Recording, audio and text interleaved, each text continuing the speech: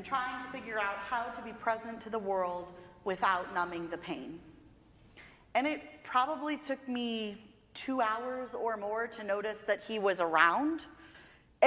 Because I was supervising inside the wood barn and trying to make sure no kids lost hands, feet, or fingers in a 10-ton wood splitter.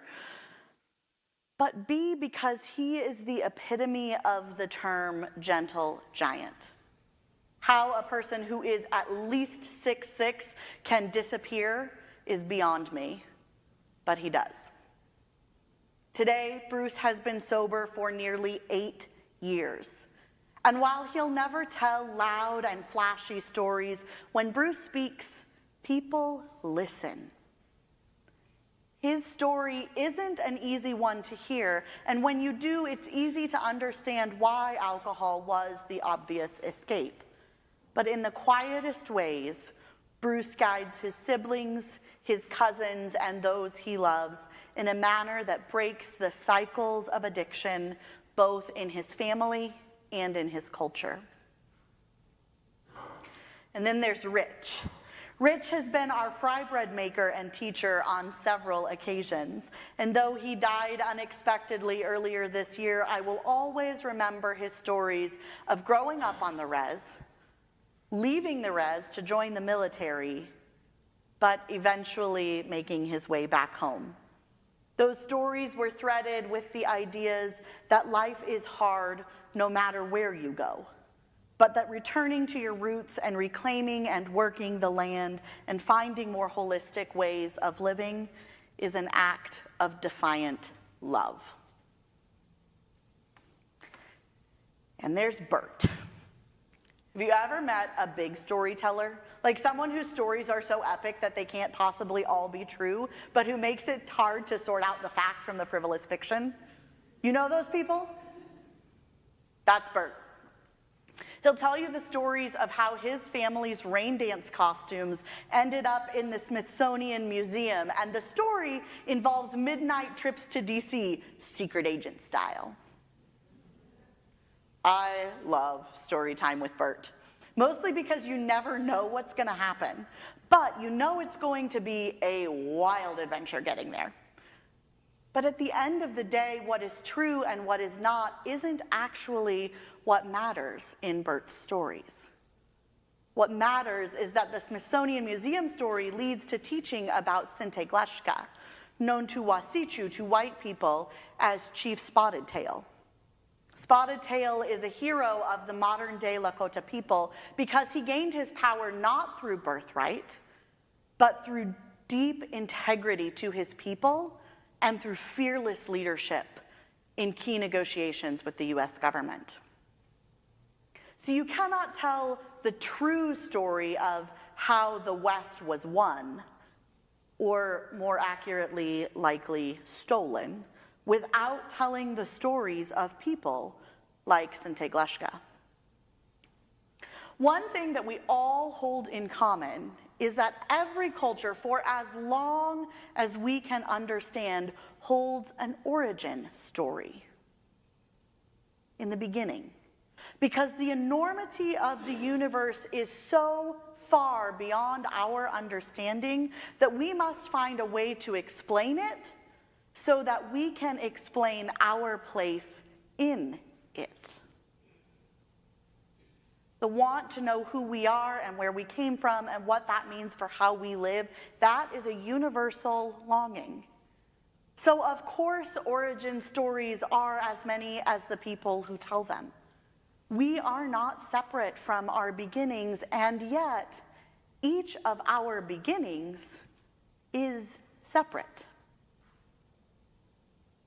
So to take on the idea of Indigenous liberation theology, which is the idea that revitalizing Indigenous spirituality and culture is essential to the liberation of Indigenous peoples, we turn to the truths of their beginning stories, and also to the truths of the colonization of this land that shape those stories.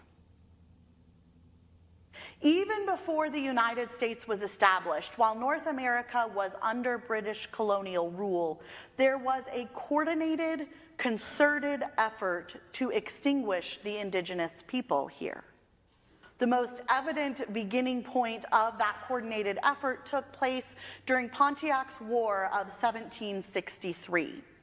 Lord Geoffrey Amherst, commander of British forces in North America, and Colonel Henry Bouquet, his subordinate, discussed the use of smallpox as a biological weapon in their letters back and forth.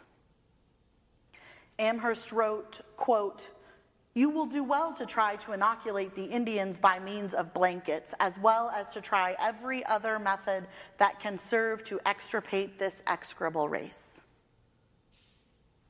An entry from Pitt's journal in June 1763 reads, "We gave them 2 blankets and a handkerchief out of the smallpox hospital. I hope it will have the desired effect." And have the desired effect it did. This biological warfare, extermination via smallpox linens, raged on, eventually killing an estimated 5 to 10 million Native people over the course of a century. This was one of the first of many dominoes in a multi-generational string of injustices and oppression that Native American people still face today. We'd be here for days if I listed them all.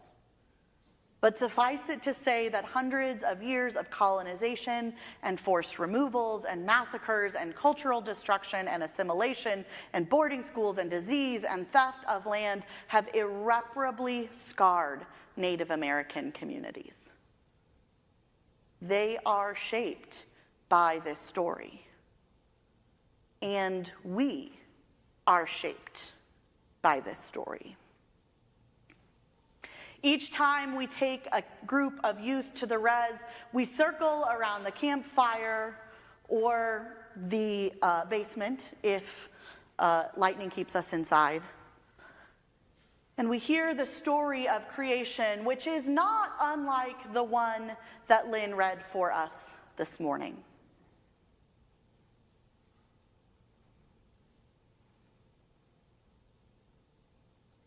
In the beginning, there was nothing. Darkness and emptiness. And from it, only a singular being came into existence, Eon. Eon was shapeless and soft, infinite and boundless, and from Eon's first thought came an explosion. Because Eon was compassionate and yearned to find others to relate to, but there were none. And so Eon created. Eon opened up their veins and let their energy pour out, and its energy was blood, and the blood was blue, and it flowed, and it flowed, and it flowed, making water, Mani, and sky, Shka. But Eon could not stop creating, and this made Eon shrink and become rigid and hard, losing that immense power that it once had. Eon became rock. And so, Earth was born. Maha. This is the beginning. Maha was unhappy because the darkness still surrounded her and hid her beauty. So Shka divided the sky in half, creating darkness and light. But the light did not yet give any warmth, and so the sun was created. The sun, we divided warmth and day into light, and dark and cold into night, and a balance was formed. Shka then told others, I am the sky, and you, Eon, the rock, and we, the sun, and Maha, the earth, are from the same source. We are Wahantanka, the Great Spirit. More spirits came into being who served Wahantanka, and they lived safely in the womb of the earth. And as time passed, 2 spirits had been banished from the womb and onto the face of the earth. They were Iktomi, the trickster, and Inagite, the two-faced woman.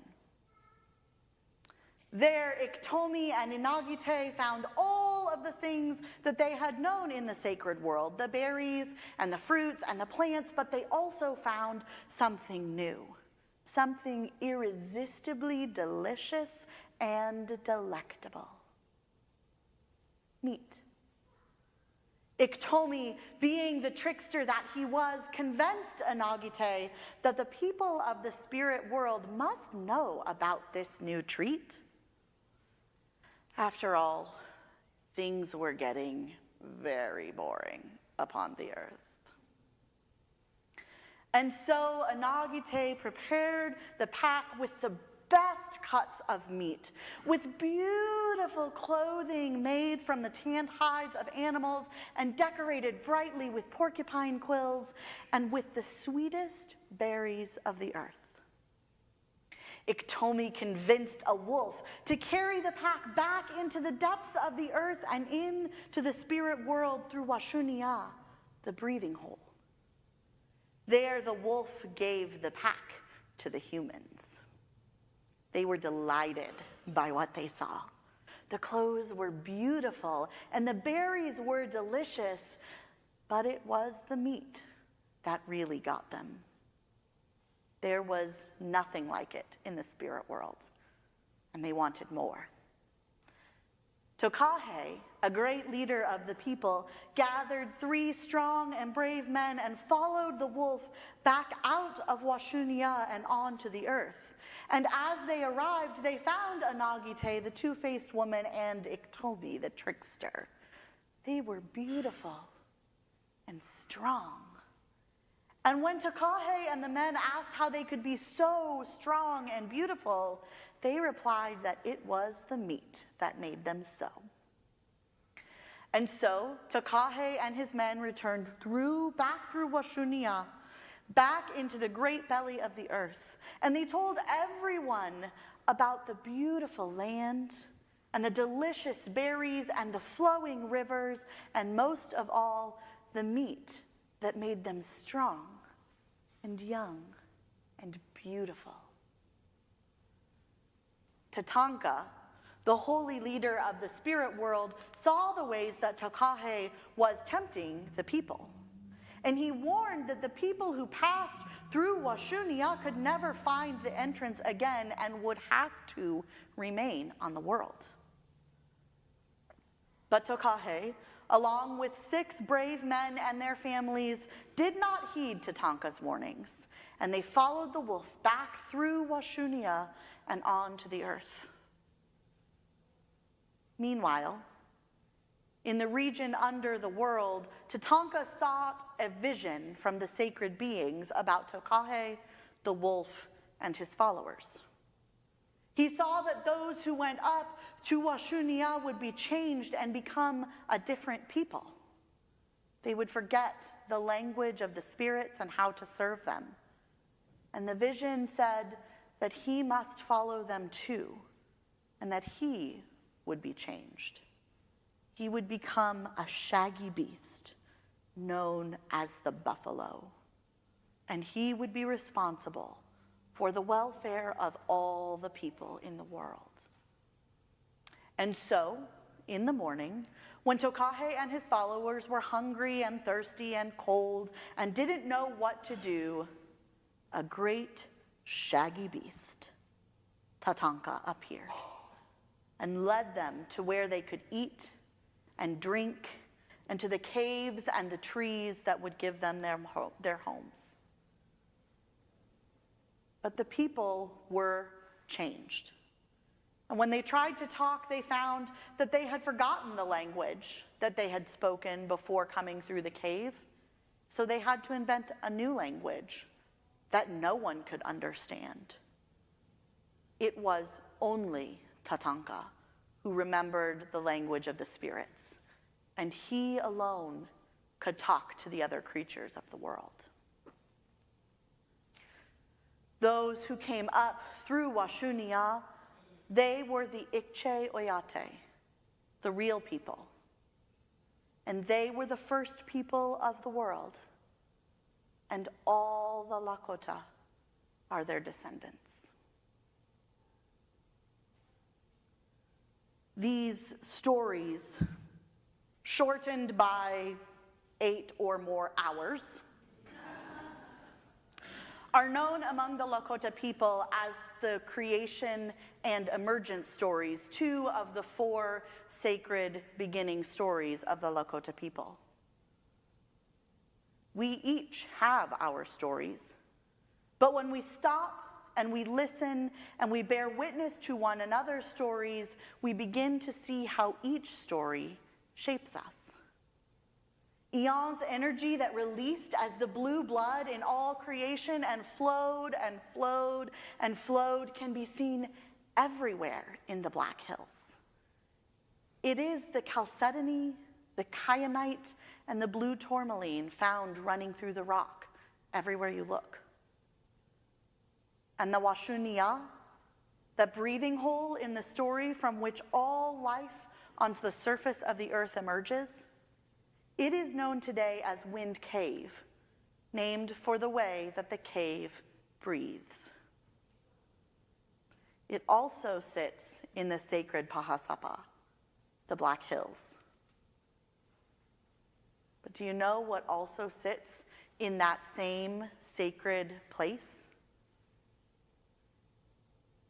Mount Rushmore. An American icon built to symbolize the birth and growth and preservation of the United States of America. 4 giant faces of great American leaders who also each did irreparable harm to the people who call that land sacred. George Washington, America's first president, who led the American colonies in the Revolutionary War and helped to establish the nation's new government, and who also advocated for the assimilation, loss of sovereignty, and Christianization of indigenous peoples. Then there's Thomas Jefferson, 3rd president, principal author of the Declaration of Independence, who also made the Louisiana Purchase, stealing land from Native peoples of the West and forcing indigenous people in the existing states to move west of the Mississippi to places where they did not know how to survive, and who referred to them in the Declaration of Independence as, quote, merciless Indian savages. Then there's Abraham Lincoln, the 16th president who led the country through the Civil War and who issued the Emancipation Proclamation to begin the abolition of slavery, but who also paid a bounty on the scalps of Native people and is responsible for the Dakota 38, the largest mass execution ever carried out by the US government. And finally, the face of Teddy Roosevelt, the 26th president, known for his progressive reforms, for establishing the national park system, and for expanding US influence globally, but who did so by taking unceded and unpaid territorial lands promised to the indigenous people, just like the sacred Black Hills, all while saying, quote, I don't go so far as to think that the only good Indians are dead Indians, but I believe 9 out of every 10 are, and I shouldn't like to inquire too closely in the case of the 10th.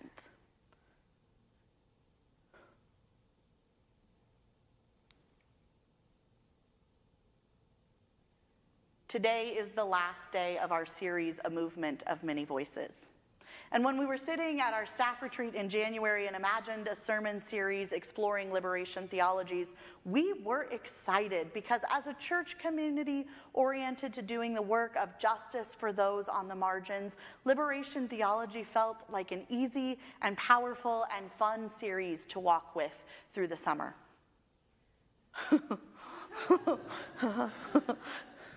But as I reflect on the stories we've heard the last 6 weeks, I realize that it was not always an easy or fun series to walk with.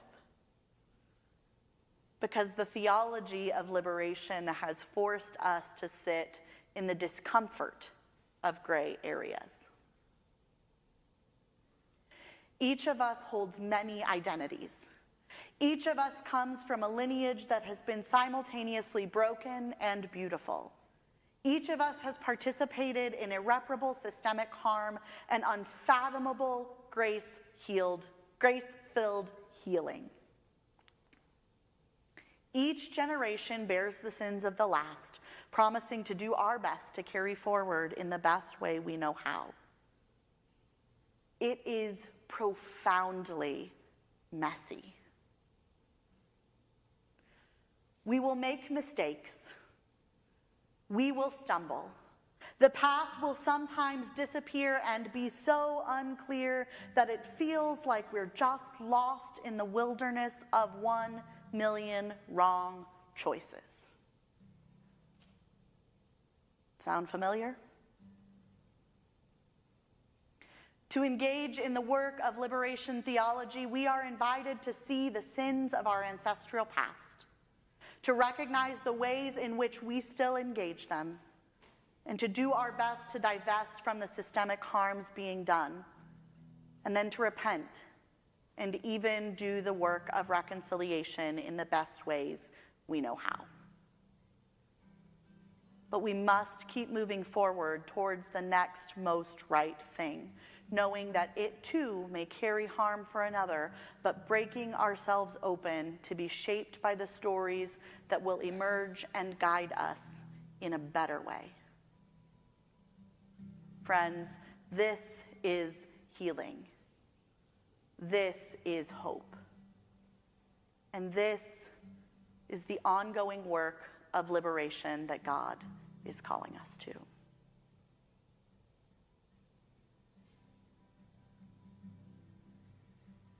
Curious who I'm leading, whom I'm in my love.